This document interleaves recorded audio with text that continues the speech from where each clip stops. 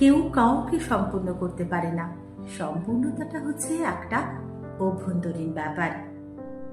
আপনি যতক্ষণ নিজেকে সম্পূর্ণ না ভাবছেন, আপনি সম্পূর্ণ নন।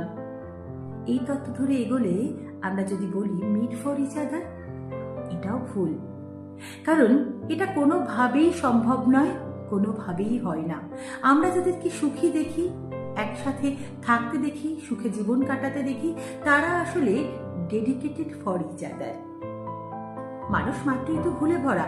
যতক্ষণ না পর্যন্ত আপনি আপনার সঙ্গীকে, আপনার সঙ্গীর দোষগুণ মেনে নিতে পারছেন, মানিয়ে নিতে পারছেন, ততক্ষণ আপনি তার সাথে কোনোভাবেই সুখী হবেন না।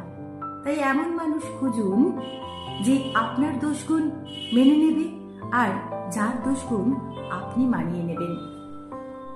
একটা ভালো খাবার খেতে বসলে যার কথা মনে হবে যে এক গ্লাস নিয়ে যায় তার জন্য, একটা ভালো পোশাক দেখলে মনে হবে এটা তার গায়ে দারুণ মানাতো, যার জন্য রান্না করতে ইচ্ছে হবে, যার জন্য সাজতে ইচ্ছে হবে, সেই মানুষটাই আপনার এতদিনের হন্যে হয়ে খোঁজা আপনার জন্য পারফেক্ট মানুষ।